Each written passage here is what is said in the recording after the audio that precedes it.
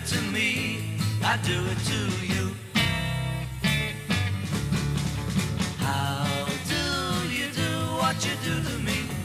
I'm feeling blue. Wish I knew how you do it to me, but I Une roulette. Qu'est-ce que vous leur disiez? Vous voulez me tordre le cou?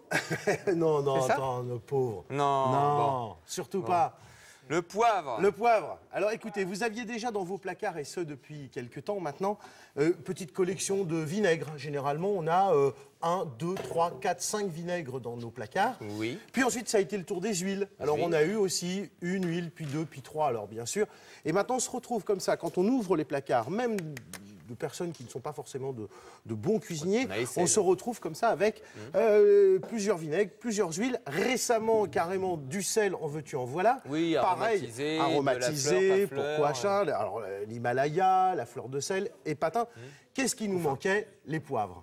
Et ben voilà, ça y est, c'est fait. C'est-à-dire que on vous propose. Alors tiens, ça peut être aussi une petite idée de cadeau de dernière minute.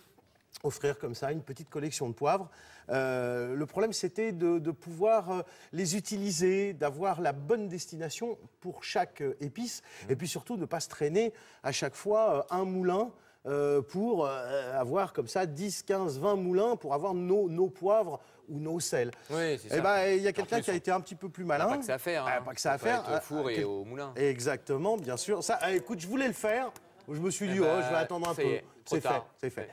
Et puis jusqu'au jour où un fabricant plus malin que les autres lui a trouvé la solution. C'est que d'un côté, on vous vend le poivre, là je reviendrai dessus après, et à côté on vous file ceci, on vous vend cela. Ah c'est-à-dire que c'est la tête du moulin. Bah oui, tant qu'à faire, autant gagner un peu de sous.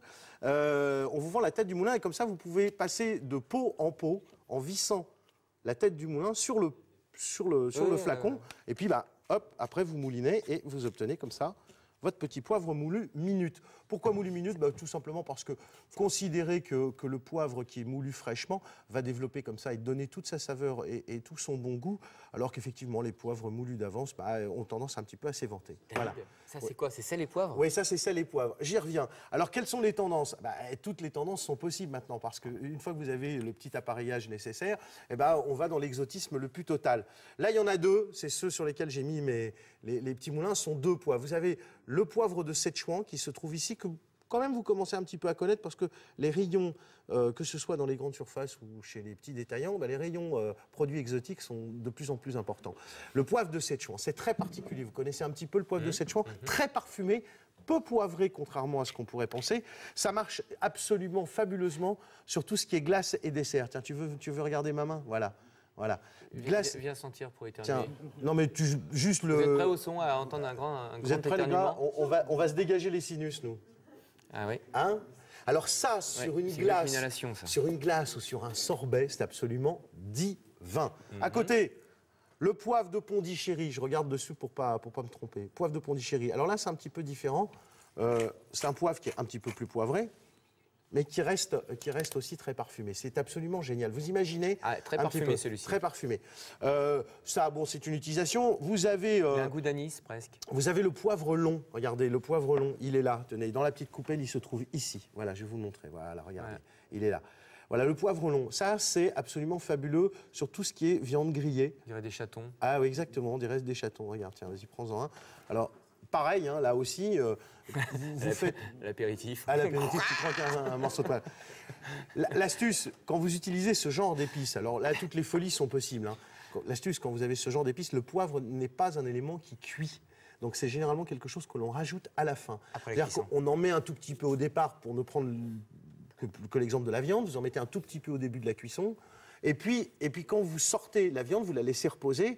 Et puis là, hop, vous pouvez remettre, au moment de servir, une fois que vous avez coupé la tranche de la côte de bœuf, pour ne prendre que cette partie-là, vous tranchez et au dernier moment, au moment de servir, un petit tour de moulin, alors par exemple du poivre long, et ça devient absolument fantastique. C'est-à-dire que vraiment, il se passe quelque chose dans l'assiette et c'est pas du flan, c'est pas du pipeau.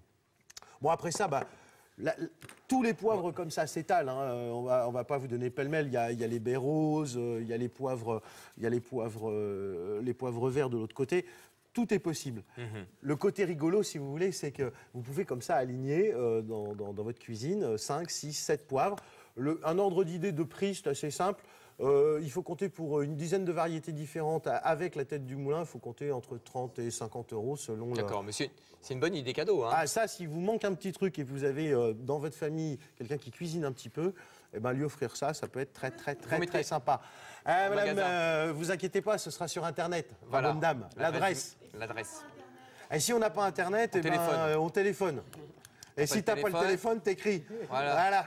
Puis si t'écris pas, t'envoies un pigeon, on renverra un signe. Un pneumatique. Un pneumatique, je vous te avez ferai une toutes fumée. toutes les coordonnées. Voilà. Sur un foie gras, vous mettez un peu de poivre, vous, Ah, dessus? alors, regardez, le patron est là. Oui, le foie Oui. gras, on peut mettre.